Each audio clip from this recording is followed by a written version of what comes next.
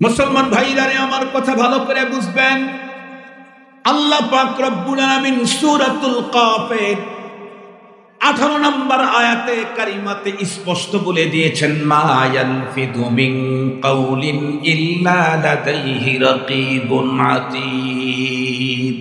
এই পৃথিবীর মানুষ, তোমার মুখ থেকে যত শব্দ বের হয়ে যাবে প্রত্যেকটি শব্দের উপরে তোমাকে পরপারে বিচার করার জন্য আমি কিন্তু সিআইডি তোমার পিছনে লাগায় রেখেছি। তোমার প্রতিটি শব্দগুলাকে তারা সংরক্ষণ করে রাখবে। কতজন আমার কথাগুলিকে সংরক্ষণ করার জন্য কয়জনকে আল্লাহ পাক লাগায় রাখছেন। 17 নম্বর আয়াতে আল্লাহ বলেন, ইদ ইয়াতালাক্কাল মুতালাক্কিয়ানি আনিল ইয়ামিনি ওয়া আনিশ শিমালি কাঈদ। তার মানে দুইজন, একজন ডান দিকে বসায় রেখেছেন আর একজনকে আল্লাহ পাক বাম দিকে বসায় রেখেছেন। ডান দিকে যে বসে আছে সে বন্ধুরা আমার লিখতে থাকে, কি লিখতে থাকে? আল্লাহর কোরআনে আল্লাহর এক জায়গায় বলেন, ওয়া ইন্না আলাইকুম লাহাফিদিন কিরামান কাতিবিন ইয়ালামুনা মা তাফআলুন। কিরামান কাতিবিন, ফেরেশতা দুজন মানুষের সাথে থাকে সদা সর্বক্ষণ। পাপ পূর্ণ পাকের রাসূল বলেন, দুইটা কালিমা আল্লাহর কাছে বড় প্রিয়। এই কালিমার স্লোগান যে মানুষের মুখ থেকে বের হবে সেই মানুষগুলিও আল্লাহর কাছে বড় প্রিয়। একটা হলো সুবহানাল্লাহি ওয়া বিহামদিহি সুবহানাল্লাহিল আযীম। আমার সাথে পড়ুন, সুবহানাল্লাহি ওয়া বিহামদিহি সুবহানাল্লাহিল আযীম সুবহানাল্লাহি ওয়া বিহামদিহি সুবহানাল্লাহিল আযীম। কিছুক্ষণের জন্য হলেও আমরা আল্লাহর প্রিয় ছিলাম, কিছুক্ষণের জন্য হলেও আল্লাহ পাকের প্রিয় হলাম। এই কালিমা দুইটার আর একটা স্বভাব হলো, সিফত হলো খফিফাতানি আলাল লিসান। উচ্চারণ করা বড় সহজ, শিখতে বেশি সময় লাগে না। শিখে ফেলছেন না আপনারা? সুবহানাল্লাহি ওয়া বিহামদিহি সুবহানাল্লাহিল আযীম। অন্য কোনো দোয়া শিখতে অনেক টাইম লাগবে, কিন্তু এই দুইটা বন্ধুরা আমার কালিমা শিখতে অনেক সময় লাগে না। সূরাতুল ইখলাস মুখস্থ করতে যেই টাইম লাগে, এই দুইটা দোয়া মুখস্থ করতে, কালিমা মুখস্থ করতে এত টাইম লাগে না। 3 নাম্বার, এই কালিমার বন্ধুরা আমার যেই সমস্ত বৈশিষ্ট্যগুলি আছে তার ভিতরে 3 নাম্বার বৈশিষ্ট্য আল্লাহ পাকের হাবিব বলেন, সাকিলাতান ফিল মিজান। আমরা তো প্রত্যেকে জান্নাতে যেতে চাই। রব্বুল আলামিন তো কোরআনে হাকিমে অপশন দিয়ে দিলেন, ফাআম্মা মান সাকুলাত মাওয়াজিনুহু ফাহুয়া ফি ঈশাতির রাদিয়া। যার আমল নামার ওজন বেশি হবে, নেক আমল, সেই তো জান্নাত পাবে।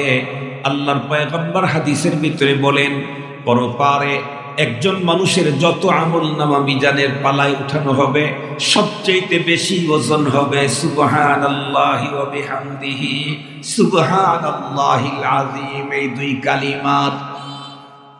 তাহলে মিজানের পালায় সবচেয়ে বেশি ওজনই কালিমা দুইটি। সবচেয়ে বেশি মিজানের পালায় বেশি ওজন হবে যে আমল, সে আমলটা বলুন তো দেখি, হাত দিয়ে, পা দিয়ে, পেট দিয়ে, পিঠ দিয়ে, টাকা দিয়ে, পয়সা দিয়ে, অর্থ দিয়ে, নাকি জবান দিয়ে? আর একটু ভালো করে বুঝবেন, কি দিয়ে? তাহলে জবান এমনি তো একটা বড় বন্ধুরা আমার নেয়ামত। তারপরে এই জবান দিয়ে শ্রেষ্ঠ ইবাদত করা যায়, এরপরে এই জবান দিয়ে শ্রেষ্ঠ জিকির করা যায়, এরপরে এই জবান দিয়েই বন্ধুরা আমার সবচাইতে বেশি ওজনী আমলটাও করা যায় এই জবান দিয়ে। রব্বুল আলামিন জবানটাকে কত বড় নেয়ামত হিসাবে আমাদেরকে দান করেছেন। তবে মনে রাখতে হবে, যেই জিনিস যত বেশি দামি হয়, এই জিনিস যদি নষ্ট হয় তত বেশি বন্ধুরা আমার ভয়ঙ্কর খারাপ হয়। আমার উস্তাদ শেখুল হাদিস আল্লামা আজিজুল হক রহমাতুল্লাহি আলাইহি, উনি আমাদেরকে বুখারী শরীফ পড়াইতে বলেছিলেন, বাবা তোমরা কি কখনো কোনো হোটেলের পাশের কুকুরকে দেখেছো? জি হুজুর দেখেছি। কি দেখেছো বলো? আমরা বলতে পারি না, কুকুর তো দেখেছি। হুজুর বলেন, হোটেলের পাশের কোনো কোনো কুকুরের দিকে তাকায় দেখবা যেই কুকুরের তামাম বডির ভিতরে স্কিনে কোনো লোম নাই, পুরা বডিটাই লোম শূন্য হয়ে গেছে, উপরটা একদম স্কিনটা নষ্ট হয়ে গেছে, সিরিয়াসলি নষ্ট হয়েছে। তোমরা কি বলতে পারো এই কুকুরের এই কন্ডিশন কেন? আমরা বললাম না না জানি না। হুজুর তখন উত্তর করলেন, আমাদের বাংলাদেশে সবচাইতে নরমাল খাবার হলো ভাত। এটা যদি নষ্ট হয়, মানুষ এইটাকে পেঁয়াজ দিয়া, শুকনা মরিচ দিয়া, এরপরে উন্নত মানের সরিষার তেল দিয়ে, এরপরে বন্ধুরা আমার রসুনের পাতা কুচি কুচি করে দিয়ে সুন্দর করে মাখায়া এটা মানুষ খায়। কিন্তু সবচাইতে বড় দামি খাবারের নাম হলো ঘি। এ কারণে যে বিস্কিটের ভিতরে ঘি লাগে সেই বিস্কিটের দাম সবচাইতে বেশি, যেই লাচ্চার মধ্যে ঘি ব্যবহার হয় সেই লাচ্চার দাম সবচাইতে বেশি, যেই সোনপাপড়ির ভিতরে ঘি ব্যবহার হয় সেই সোনপাপড়ির দাম সবচাইতে বেশি। হুজুর বলেন, বাবা ঘি যেহেতু সবচাইতে দামি, এই ঘি যদি কখনো পচা যায় এটা কোনো মানুষ কোনোদিন খায় না। তবে যদি এই কুকুরেও যদি খায়, যেই কুকুরগুলা তোমরা দেখছো তার শরীরে কোনো লোম নাই, এটা হলো ওই সমস্ত কুকুর যেই কুকুরগুলি হোটেলের পচা ঘি খেয়েছে। শেখুল হাদিস সাহেব হুজুর বলেন, ঘি সবচাইতে বড় দামি। এই জিনিস যখন নষ্ট হয় পৃথিবীর কোনো মানুষ খায় না। কুকুর যেই কুকুর খেয়েছে সেই কুকুরের পেটের কন্ডিশন আল্লাহ পাক ভালো জানেন, তার কুকুরের স্কিনের দশা খুব খারাপ। তার মানে খুব ভালো করে বুঝবেন, জবান এত বড় একটা দামি নেয়ামত আল্লাহ পাকের, এটা দিয়ে সবচাইতে শ্রেষ্ঠতম ইবাদত করা যায়, শ্রেষ্ঠতম জিকির করা যায়, সবচাইতে বেশি ওজনী আমলটা এ জবান দিয়ে হয়। কিন্তু তাই বলে মনে রাখতে হবে, জবানটা যদি খারাপ কাজে ব্যবহার হয় তাহলে কিন্তু আবার ভয়ঙ্কর খারাপ। আল্লাহর হাবিব মুহাম্মদুর রাসূলুল্লাহ সাল্লাল্লাহু আলাইহি ওয়াসাল্লাম ইরশাদ করেছেন, নবীজি আমাদেরকে বলেছেন, আল-লিসান জিরমুহু সাগীর জুরমুহু কবীর। জবান একটা ছোট্ট অঙ্গ তোমার দেহের, হাত সমান না, পা সমান না, পেট সমান না, পিঠ সমান না, মাথা সমান না, গর্দান সমানও না, ছোট্ট একটা অঙ্গ হলো জবান, জিহ্বা, কিন্তু এর অপরাধ বড় ভয়ঙ্কর। জিহ্বা ছোট্ট একটা অঙ্গ হলে কি হবে, কিন্তু এর অপরাধ বড় ভয়ঙ্কর। জিহ্বার অপরাধ কত বড় ভয়ঙ্কর, জবানের অপরাধ। এটা আমার মতো আব্দুল বাসেত 1 মাস পর্যন্ত ওয়াজ করলে তত বেশি ভালো বুঝে আসবে না। ওর চাইতে সহজে বুঝতে চাইলে বিগত পতিত সরকার প্রধান শেখ হাসিনাকে জিজ্ঞাসা করলে 2 মিনিটেই বুঝায় দিবে। কি বুঝাবে? আপনারা আমরা নিজের চোখে দেখেছি, বিগত 15 বছর তার শাসন আমলে ভয়ঙ্কর ভয়ঙ্কর দুর্ঘটনা ঘটেছে। তার ভিতরে একটা তো ছিল পিলখানা ট্রাজেডি, আর একটা ছিল শাপলা ট্রাজেডি। বাংলাদেশের কোন এক খ্যাতিমান মুফাসসিরের রায় প্রদান করা উপলক্ষ করে কত মানুষের জীবন গেল। এরপরে মোদিকে এদেশে গদি রক্ষার জন্য আমন্ত্রণ করতে গিয়েও কত মানুষের জীবন গেল। এরপরে ভাস্কর্যের নামে মূর্তি স্থাপন করতে গিয়ে উলামায়ে কেরাম যখন এই ভয়ঙ্কর অপরাধের বিরুদ্ধে কথা বলতেছিলেন তখনও কত মানুষের জীবন গেল। মুহতারাম হাজিরিন, শুধু কি মানুষের জীবনই গেল? শুধু জীবন যায় নাই। এই রাষ্ট্রে কয়েকদিন আগেও এক কলামে এক জায়গায় দেখলাম, তারা তো একটা পদ্মা সেতু তৈরি করেই এত বেশি দম্ভ দেখালো, টুস টুস করে শুধু ফেলে দিতে চাইল। দেখতে শুনছেন না আপনারা? টুস করে ফেলে দেব। কিন্তু আমি চাইলেই তো হবে না, ওয়ামা তাশাউনা ইল্লা আইয়াশা আল্লাহু রাব্বুল আলামিন। আমি ঠুস করে ফেলে দিতে চাইলে তো হবে না, রব চাইতে হবে, তাহলে সব হবে। রব যদি না চায়, আমি শুধু চাইলে কিছুই হয় না। সে অনেককেই ঠুস করে পদ্মা সেতু থেকে ফেলে দিতেছে, পরে দেখি উনি ঠুস করে উড়াল মেরে চলে গেলেন। মুহতারাম হাজিরিন, ওয়ামা তাশাউনা ইল্লা আইয়াশা আল্লাহ। তুমি চাইলে হবে না, আল্লাহ চাইতে হবে। মুহতারাম হাজিরিন, কি দেখলাম? পদ্মা সেতুর মতো 87টা পদ্মা সেতু তৈরি করার টাকা নিরাপদে 15 বছরে লুণ্ঠন করে নিয়ে গেছে। এত বড় বড় অপরাধ করে ফেললো, তারপরেও তার কিছুই হলো না। শেষ পর্যায়ে গিয়ে শুধু মুখ ফসকে একটা শব্দ বের হয়ে গেল, অমকের ছেলেদেরকে চাকরি দেব নাকি অমকের বাচ্চাদেরকে দেব। মনে পড়ে নাকি আপনাদের? অমকের ছেলেদেরকে দেব নাকি অমকের বাচ্চাদেরকে দেব। এক শব্দ মুখ থেকে বের হওয়ার পরে সব স্বপ্ন তছনছ, একেবারে উলট পালট ইনকিলাব ঘটে গেল বাংলাদেশে। শব্দ একটা বের হয়েছে, এটা নিয়েই চলতেছিল। কিতাবের ভিতরে এসছে সালাসাতুল্লাহ তাউদ, 3টা জিনিস বের হয়ে গেলে আর ফিরানো যায় না। তার মধ্যে একটা হলো আল কালিমাতু ইদান তারাকাত, মুখ থেকে যখন কোনো শব্দ বেরিয়ে যায় আর জীবনে কোনো কিছু দিয়ে এটাকে ফিরানো যায় না। সে কিন্তু ফিরাবার চেষ্টা কম করে নাই। সে যতই তার কথার ব্যাখ্যা দিচ্ছিল, ছাত্রদের আন্দোলনের দফা ততই কম আর বাড়তেছিল, কমতেছিল আর বাড়তেছিল। মনে পড়ে কি আপনাদের? চলতে চলতে শেষ পর্যন্ত এক দফা এক দাবি উড়াল মেলে কবে যাবে, তাই হয়ে গেল। এখান থেকে আমাদেরকে সবক নিতে হবে। বিগত পতিত সরকারের শুধুমাত্র তাদের দুঃখ দুর্দশা, তাদের পদস্খলনের কথা বলে আমরা শুধু মজা নেব না, এটা তো মূর্খের কাজ, এটা তো গাফেলের কাজ। প্রকৃত আকলমন্দকে ফাতাবিরু ইয়া উলিল আবসার, জ্ঞানী ব্যক্তি যারা হবে তারা এখান থেকে সবক নিবে। বিগত পতিত সরকারের প্রধান বর্তমান পৃথিবীর এক জরিপের 10টা প্রভাবশালী নারীর অন্যতম একজন, যার বাবা বাংলাদেশের স্বাধীনতার স্থপতি বলে এ পর্যন্ত সারা বাংলাদেশকে জানানো হয়েছে, যার নেতৃত্বে একেবারে সুইপার থেকে শুরু করে প্রধান বিচারপতি পর্যন্ত তার অনুগামীদেরকেই বসানো হয়েছে সব জায়গায়। এত কিছু সাজানো গোছানোর পরেও শুধু একটা মুখের শব্দের কারণে ইনকিলাব হয়ে গেল। মুহতারাম হাজরিন, তাহলে আমার কথা বলতে কত সতর্কতা অবলম্বন করা দরকার। ওনার যদি এত বড় ভয়ঙ্কর অবস্থা হয় তাহলে আমার কি হবে? এ কারণে আমরা কথা বলতে খুব সাবধান, খুব সাবধান।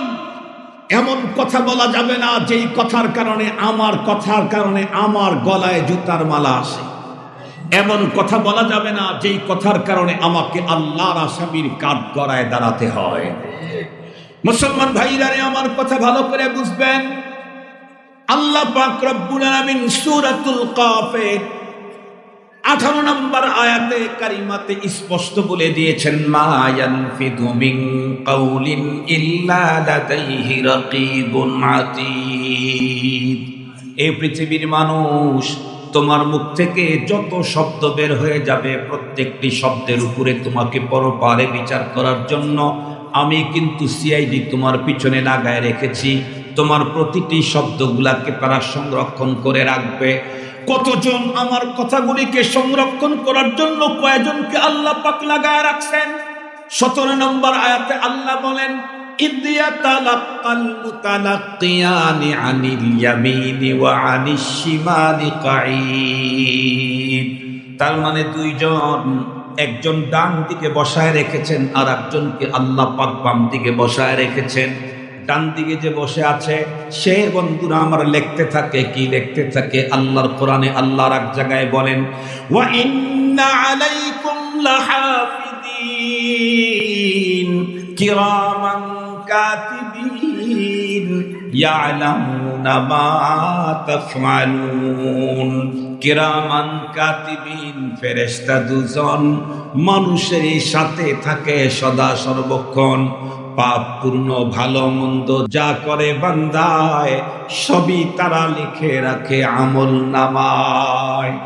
আল্লাহ রাসূল বলেন, আমার সঙ্গে দুইজনকে 24 ঘন্টায় লাগা রাখা হয়েছে। আমি ঘুমাই কিন্তু ফেরেশতা ঘুমায় না। আমি সিরাজগঞ্জ থেকে বড় কষ্ট করে বন্ধুরা আমার কখনো বাসে বিভিন্নভাবে বন্ধুরা আমার গাড়ি নিয়ে আসলাম। আমার সঙ্গে যাকে আল্লাহ পাক দিয়েছেন 24 ঘন্টা ডিউটি করার জন্য ফেরেশতা দয়ে, ওদের কিন্তু গাড়ি ভাড়ার প্রয়োজন হয় না। আমি আকাশপথে উপরের দিকে চলবো, আমাকে বন্ধুরা আমার টিকিটের প্রয়োজন পড়ে, তার টিকিটের প্রয়োজন হয় না। আমি যদি আন্ডারগ্রাউন্ডের ভিতরেও ঢুকে পড়ি বন্ধুরা, আমার তার আন্ডারগ্রাউন্ডে ঢুকতে কোনো প্রবলেম হয় না। আমি যদি পানির অভ্যন্তরে সুরক্ষিত কোনো জায়গায় বিশ্ব নেতাদেরকে নিয়ে কোনো মিটিং করি, সেই জায়গায় ঢুকতেও তার কোনো প্রবলেম হয় না। আমাকে ইন্ডিয়া ভিসা দিতে দেরি করলেও তাদের জন্য ভিসার কোনো প্রয়োজন হয় না। ওরা 24 ঘন্টায় আমার পিছনে বন্ধুরা আমার লাগানো আছে। খুব ভালো করে বুঝবেন, যা করব তাই লিখবে। মুহাদ্দিসিনে মুফাসসিরিনে কেরাম বলেন, শুধুই কি দেখি আর প্রতির কাজগুলাই লিখবে?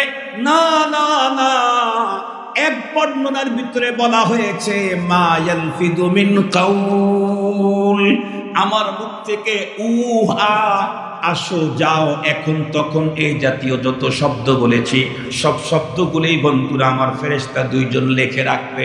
খুব ভালো করে বুঝবেন, আল্লাহর কোরআনে আল্লাহ নিজেই বলেন ওয়াউদিআল কিতাবু ফাতারাল মুজরিমিনা মুশফিকিনা মিম্মা ফীহি ওয়া ইয়াকুলুনা ইয়া ওয়াইলাতানা মা লিহাদাল কিতাব লা ইউগাদিরু সাগীরাতান ওয়ালা কাবীরাতান ইল্লা আহসাহা। আমরা যারা নিজেদের জবান কন্ট্রোল করতে পারি নাই, যারা নিজেদের অঙ্গ প্রত্যঙ্গ কন্ট্রোল করতে পারি নাই, রব আমাকে পাঠালেন, আমি দুনিয়াতে চলার জন্য সব উনি দিলেন, আমার জন্য দুনিয়াকে সাজালেন, পরপারে জান্নাতটা আমার জন্যই সাজিয়ে রেডি করে রাখলেন। শুধুই বললেন দুনিয়ার জীবনটাতে তুমি আমার দিক নির্দেশনা মেনে চলবা, আমার গাইড অনুযায়ী চলবা, দুনিয়াতে শান্তি পরপারের মুক্তি তোমার জন্য নিশ্চিত। কিন্তু আমি কত বড় নেমক হারাম যে রব তুমি কিচ্ছু ছিলাম না, আমাকে অস্তিত্ব দিলেন। শুধু অস্তিত্ব দেন নাই, শ্রেষ্ঠত্ব দিলেন। শ্রেষ্ঠত্ব আল্লাহু আকবার। কোরআনে হাকিমে আল্লাহ পাক বলেন হাল আতা আলাল ইনসানি হিনুম মিনাদ দাহরি লাম ইয়াকুন শাইআম মাযকুরা। কবি বড় চমৎকার বলে দিয়েছেন, মানাবুদ মুতাকাদা মানাবুদ মানাবুদ মুতাকাদা মানাবুদ লুৎফে তু না গুফতায়ে মাবি শানুদ আদমিয়ত দাদাই বাসম মুসলমা করদাই এ খুদা কুরবা শওম এহসাব আর এহসা করদাই এ খুদা কুরবা শওম এহসাব আর এহসা করদাই। এই পৃথিবীতে আমি ছিলাম না, আমি আসার জন্য কোনো দরখাস্ত আল্লাহর কাছে দিলাম না, বিনা বলাতেই রব আমাকে দুনিয়াতে অস্তিত্ব দিলেন। শুধুই কি অস্তিত্ব দিলেন? না না, আমাকে শ্রেষ্ঠত্ব দিলেন। আল্লাহ বলেন ওয়ালাকাদ কাররামনা বানি আদম ওয়া হামালনাহুম ফিল বাররি ওয়াল বাহরি ওয়া রাযাকনাহুম মিনাত তাইয়্যিবাত ওয়া ফাদ্দালনাহুম আলা কাসীরিম মিম্মান খালাকনা তাফদীলা। অস্তিত্ব তো দিলেন, শ্রেষ্ঠত্ব দিলেন, সৃষ্টির শ্রেষ্ঠ মানুষ হিসাবে পাঠালেন। পৃথিবীর মানুষ কত রঙের, কত ঢঙ্গের, কত নজরিয়ার, কত মতাদর্শে, রব বড় দয়া করে আমাকে মুসলমানের ঘরে পাঠালেন। আল্লাহু আকবার। মুসলমান কত মতাদর্শের পয়গম্বর বলেন বনি ইসরাইল 72 দলে ছিল, আমার উম্মত 73 দলে বিভক্ত। নবীজি বলেন সবগুলি জাহান্নামে যাবে, মাত্র একটা যাবে জান্নাতে। সে কে? মা আনা আলাইহি ওয়া আসহাবি।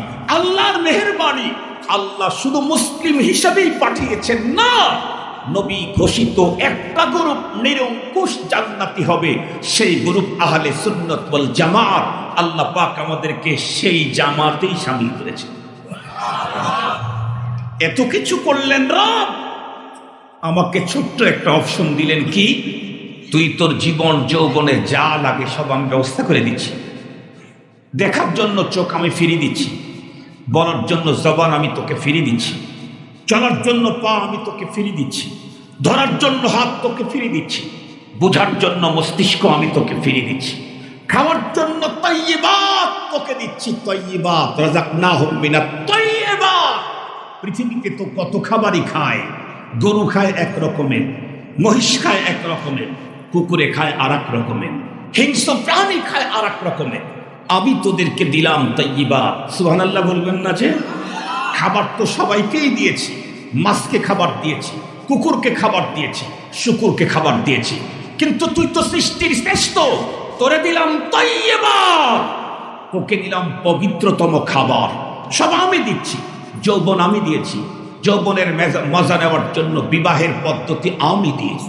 সুবহানাল্লাহ বলবেন না? সুবহানাল্লাহ বলবেন না? যৌবন আমি দিয়েছি, যৌবনের মজা নেবার জন্য বিবাহের পদ্ধতি আমি দিয়েছি।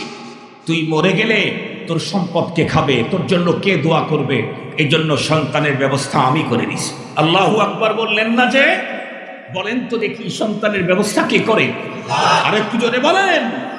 এজন্যই তো আমাদের জাতি পিতা ইব্রাহিম খলিল এ দরবারে ও দরবারে চায় নাই, আল্লাহর কাছে বলেছেন রব্বি হাবলি মিনাস সালিহিন।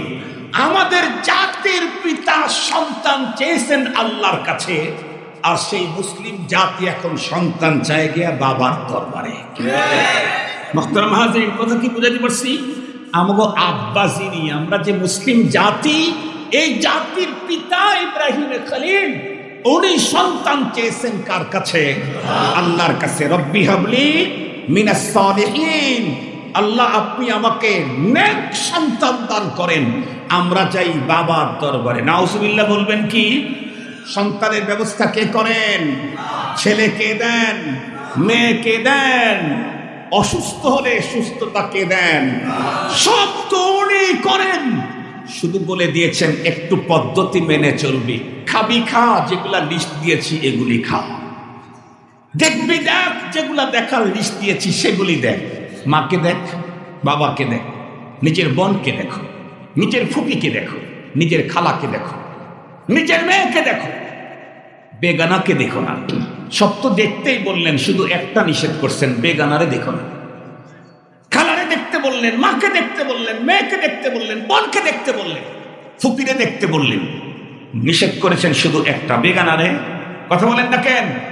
বেগানারে শুধু দেখবার। আল্লাহ মুহতারাম হাজির, আমরা কিন্তু মালিকের এই দুইটা কথাই শুধু মানতে পারি না, এটা কর আর এটা ছাড়। ইমতিসালুল আওয়ামির ইজতিনাব আনিন নাওয়াহি, এটা আমাদের দ্বারা হয় না। অথচ রাসূল করিম সাল্লাল্লাহু আলাইহি ওয়াসাল্লাম স্পষ্ট বলে দিয়েছেন, এই যে ডান বামে বসা রাখছেন, ঘুম পাড়ার জন্য না, ঘুম পাড়ার জন্য না। ডান বামে বসা রাখছেন, আমি ভালো কাজ করব, ডানের ফেরেশতা লিখবে, আমি মন্দ কাজ করব, বামের ফেরেশতা লিখবে। কিন্তু রব্বুল আলামিন বান্দার কি পরিমাণে পক্ষে। এই দুই ফেরেশতার ভিতরে যদি বামটাকে লিডার বানায় দিত, তাহলে কি হইতো? তাহলে কি হইতো? ডানটাকে লিডার বানায় দেওয়ার কারণে কি হয়েছে? ডানটাকে লিডার বানায় দেওয়ার কারণে নেকির নিয়ত করার সাথে সাথে লিডার একটা নেকি লিখে ফেলে। এরপরে নেকির কাজ করার যখন প্রিপারেশন নেয়, তখন আবার নেকি লেখে। এরপরে যখন নেকির কাজটা করে ফেলে, তখন 70 গুণ, 700 গুণ, 7000 গুণ, 17 লক্ষ গুণ, কত লক্ষ গুণ বাড়ায় লেখে। সুবহানাল্লাহ বলবেন না? যে কিন্তু কোনো অপরাধ যখন করার নিয়ত করে, বাম পাশেরটা বলে স্যার লিখবো নাকি? কয় না, লেখিস না, মাত্র নিয়ত করছে, করে নাই তো, একটু ওয়েট কর। এরপরে যখন অপকর্ম করার জন্য প্রিপারেশন নেয়, প্রস্তুতি নেয়, জিজ্ঞেস করে ভাইজান লিখবো কি? কয় না না, করছে না তো, এখনো তো করিনি, মাত্র প্ল্যান নিয়েছি, দেখ শেষ পর্যন্ত কি হয়। এরপরে যখন কাজটা করেই ফেলেছে, তখন বলে ভাইজান এখন তো করেই ফেলেছে, তখন বলে একটু দেরি কর না, তওবা করে নাকি? সুবহানাল্লাহ বলবেন না মিয়া? একটু দেরি কর, তওবা করে নাকি? যদি অচেরেই তওবা করে ফেলে, তাহলে আর কাগজ নষ্ট করে লাভটা কি? কারণ তওবা করলে তো আবার কেটে দিতে হবে। সুবহানাল্লাহ বললেন না? গুনাহ যেটা লেখছো যদি তওবা করে, তখন তো আবার ফুট দিয়ে মুছে দিতে হবে, সাদা ফুট দিয়ে মুছে দিতে হবে। এই জন্য লেখার কি দরকার? একটু অপেক্ষা করো, দেখি তওবা করে নাকি। এরপরে যখন তওবা নাই করলো, তখন বলে যতটুকুন করছে ততটুকুন লেখো, 1% বাড়াইতে। আল্লাহু আকবার বলে। মুসলমান ভাইরা রে আমার, যতদূর পর্যন্ত মাইকের আওয়াজ যায় ভালো করে বুঝবেন, এই যে দুই দিকে আল্লাহ পাক রব্বুল আলামিন আমার প্রতিটি কথা আর কাজকে বন্ধুরা আমার রেকর্ড করার জন্য দুইজন ফেরেশতাকে বসায় রেখেছেন। ওরা লিখতেই থাকবে কতদিন, আমার নিঃশ্বাস চলতে থাকবে যতদিন। এক পর্যায়ে চলতে চলতে যখন আমি মরে যাব, দুইজন ফেরেশতা তখন তাদের লেখালেখি বন্ধ করে, বন্ধুরা আমার লিখিত বইটাকে তারা বন্ধ করে ক্লোজ করে দিবে। কিন্তু ক্লোজ করে কি করবে? ক্লোজ করে বন্ধুরা আমার এটা আমার গর্দানের ভিতরে ঝুলাইয়া দিবে। আল্লাহর কোরআনে আল্লাহ নিজেই বলেন, ওয়া কুল্লা ইনসানিন আলজামনাহু তাইরাহু ফি উনুকিহি ওয়া নুখরিজু লাহু ইয়াওমাল কিয়ামা কিতাবান ইয়ালকাহু মানশুরা। ইকরা কিতাবাক ইকরা কিতাবাকা কাফা বিনাফসিকাল ইয়াওমা আলাইকা হাসিবা। প্রতিটি মানুষের গলদেশের ভিতরে তার আমলনামাকে ঝুলায় দেওয়া হবে। পরপারে মানুষ যখন তার সামনে আমলনামা দেখবে, ওয়াজাদু মা আমিলু হাদিরা, যা জীবনে করেছে সবগুলা যখন বন্ধুরা আমার তাদের আমলনামা তাদের হাতের ভিতরে আসবে, দেখবে যাদের আমলনামার কন্ডিশন একদম ভয়াবহ হবে, তারা বলবে, ইয়া লাইতানি লাউ লাম উতা কিতাবিয়া, হায় আফসোস যদি আমাদেরকে এই আমলনামাটা না দেওয়া হতো, সেটাই তো আমাদের জন্য উত্তম ছিল। যতদূর পর্যন্ত মাইকের আওয়াজ যায় সবাইকে ভালো করে বলবো কথাগুলি, একটু ভালো করে বুঝেন। আমলনামা পরপারে আমার হাতের গলদেশের ভিতরে ঝুলায় দেওয়া হবে। মানুষগুলো খুলে যখন দেখতে পাবে, আল্লাহ পাকের পক্ষ থেকে আওয়াজ আসবে, ইকরা কিতাবাকা কাফা বিনাফসিকাল ইয়াওমা আলাইকা হাসিবা। তোমার আমলনামা তুমি পড়ো, তোমার বিচার তুমি করো। তোমার বিচারের জন্য নতুন কোনো বিচারপতি নিয়োগের কোনো প্রয়োজন নাই। কারণ প্রতিটি মানুষ নিজের সামনে নিজের চোখের দ্বারা নিজের অপকর্মগুলি দেখতে থাকবে। কোন অপকর্মের কোন শাস্তি কে কে নিয়ে যাচ্ছে, এগুলিও বন্ধুরা আমার নিজের চোখেই দেখবে। এই জন্যই আমি আপনাদের প্রত্যেকের হাতে পায়ে ধরে বলি, ভাইজান, বাবাজিরা, মা বোনেরা, আমি প্রত্যেককে বলি, খবরদার আমার জবান থেকে যেন এমন কোনো শব্দ বের না হয় যেই শব্দটা আমার বদ আমলের পালায় উঠে যায়। মনে রাখবেন, শব্দ যেমন সবচাইতে বন্ধুরা আমার বেশি ওজনী, সুবহানাল্লাহি ওয়া বিহামদিহি সুবহানাল্লাহিল আযীম, এই শব্দ দুইটা যেমন মিজানের পালায় তুলে দিলে সবচাইতে বেশি ওজনী হবে নেকির পালায়, তেমনি ভাবে বন্ধুরা আমার জবান দিয়ে যদি কালিমাতুশ শিরিক বের হয়ে যায়, তাহলে বন্ধুরা আমার কালিমাতুল কুফর যদি বের হয়ে যায়, এটা কিন্তু অন্য পালায় গিয়ে ভয়ঙ্কর অবস্থা তৈরি করে ফেলবে। এই জন্য মুসলমান খুব ভালো করে বুঝবেন, আমি আমার জবানকে কন্ট্রোল করি। বেশি কথা বলতে যদি ইচ্ছেই করে তাহলে পড়ি সুবহানাল্লাহি ওয়া বিহামদিহি সুবহানাল্লাহিল আযীম। বলতেই যদি ইচ্ছে করে তাহলে আমি বলি লা ইলাহা ইল্লাল্লাহ, লা ইলাহা ইল্লাল্লাহ, লা ইলাহা ইল্লাল্লাহ, লা ইলাহা ইল্লাল্লাহ। যদি আমার বলতে ইচ্ছে করে আরো বেশি, তাহলে আমি করতে থাকি সাব্বিহ ইসমা রাব্বিকাল আ'লাল্লাযী খালাকা ফাসাওয়া ওয়াল মারআ ফাজআলাহু গুসাআন আহওয়া সানুকরিউকা ফালা তানসা ইল্লা মা শাআল্লাহ ইন্নাহু ইয়ালামুল জাহরা ওয়া আখফা وَنُيَسِّرُكَ لِلْيُسْرَى فَذَكِّرْ إِن نَّفَعَتِ الذِّكْرَى سَيَذَّكَّرُ مَن يَخْشَىٰ وَيَتَجَنَّبُهَا الْأَشْقَى الَّذِي يَصْلَى النَّارَ الْكُبْرَى ثُمَّ لَا يَمُوتُ فِيهَا وَلَا يَحْيَىٰ ثُمَّ لَا يَمُوتُ فِيهَا وَلَا يَحْيَىٰ ثُمَّ لَا يَمُوتُ فِيهَا وَلَا يَحْيَىٰ قد أفلح من تزكى وذكر اسم ربه فصلى بل تؤثرون الحياة الدنيا والآخرة خير وأبقى إن هذا لفي الصحف الأولى صحف إبراهيم وموسى। বেশি যদি বলতে ইচ্ছে করে কোরআন পড়ো, কোরআন পড়ো, প্রতিটি অক্ষরে যেমন নেকি হবে, যত পড়তে থাকবে ততই রব্বে কারীমের নিকটবর্তী হয়ে যাবে, তার সঙ্গে মহব্বত আর ভালোবাসা বাড়বে। আর যত কোরআন তেলাওয়াত হবে ততই অন্তরের গুনাহের ময়লাগুলি পরিষ্কার হয়ে যাবে। পড়তেই যদি ইচ্ছে করে লা ইলাহা ইল্লাল্লাহ পড়ো, বলতেই যদি ইচ্ছে করে সুবহানাল্লাহি ওয়া বিহামদিহি সুবহানাল্লাহিল আযীম বলো। খবরদার এমন কোন শব্দ যেন আমার মুখ থেকে বের না হয় যেই শব্দের কারণে দুনিয়াতে আমাকে জুতার মালা পড়তে হয়, যেই শব্দগুলির কারণে আদালতে যাইতে পচা ডিমের আঘাত পেতে হয়। বাংলাদেশে পচা ডিম নিক্ষেপ চলতেছে না এখন? পচা ডিম মানে পচা ডিম। ওই যে কি কি কথা বলেছিল মানুষের ভিতরে একেবারে চাপা ক্ষোভ। কিছু তো মারতে পারে না, বেশি কিছু মারলে তো আবার আসামি হবে, এই জন্য পচা ডিম সুরে। আমি এমন কথা বলবোই না যে কথার কারণে আমাকে আল্লাহর আদালতে আসামির কাঠগড়ায় দাঁড়াইতে হয়। পারবো না ইনশাআল্লাহ, পারবো না ইনশাআল্লাহ। মুহতারাম হাজিরিন, বিল খুসুস কোন মানুষের অন্তরে আঘাত দেওয়ার মতো কোনো কথা বলবো না। কেন? যারা হাতুস সিনান লাহালতিয়াম ওয়ালা ইয়ালতামু মা জারাহাল লিসান। তরবারির আঘাত প্লাস্টিক সার্জন ডাক্তারকে দিয়া যদি এটা লাগানো যায়, 2-3 বছর পরে এটা বোঝা যায় না কোথায় কেটেছিল। কিন্তু কথার আঘাত মানুষের দিল এমন আঘাত করে যেটা মৃত্যুর আগ পর্যন্ত কখনোই সেটা মুছে যায় না। এজন্য আসুন আমরা আমাদের জবানের হেফাজত করব। যদি করতে পারি তাহলে আল্লাহর পয়গম্বরের সুসংবাদের আমরা উপযুক্ত হব। ক্বালা রাসূলুল্লাহ সাল্লাল্লাহু আলাইহি ওয়াসাল্লাম, বুখারী শরীফের হাদিস, মাইয়াদমান লি মা বাইনা লাহইয়াই ওয়া মা বাইনা রিজলাই আদমান লাহুল জান্নাহ।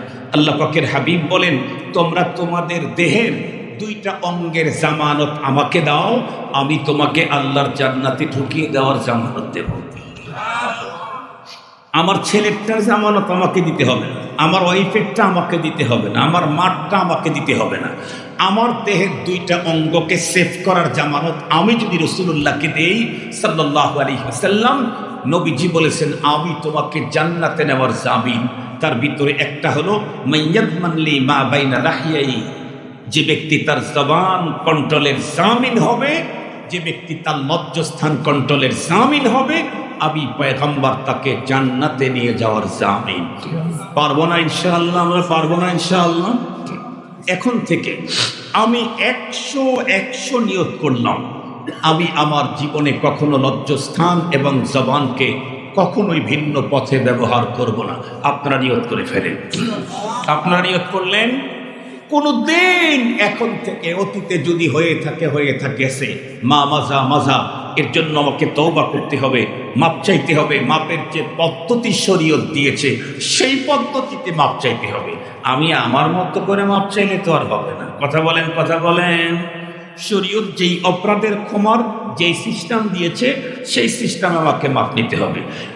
অসুস্থতায় এসেছে, ওষুধ খাইলেই সুস্থ হবে না? যেই মেডিসিন সেই মেডিসিন খাওয়া লাগবে? মেডিসিন খাইলেই সুস্থ হয় না, যেই রোগ বুঝে মেডিসিন খেতে হবে, রোগ বুঝে মেডিসিন খেতে হবে। এজন্য মাপ নেওয়ারও সিস্টেম দেখে মাপ নিতে হবে। শরীয়তে কোন সিস্টেম দিয়েছে, ইনশাআল্লাহ আমি পুরাপুরি নিয়ত করলাম, আল্লাহ আর জীবনে কোনোদিন এ মুখ আর লজ্জাস্থান দিয়ে কোনো গুনাহ হতে দেব না। তুমি আমাকে সাহায্য করো, তোমার রাসূল যেন আমাকে পরপারে জান্নাতে নিয়ে যাওয়ার ব্যবস্থা করেন। ওয়া আখিরু দাওয়ানা আনিল হামদুলিল্লাহি রাব্বিল আলামিন। আসসালামু আলাইকুম ওয়া রাহমাতুল্লাহি ওয়া বারাকাতুহু।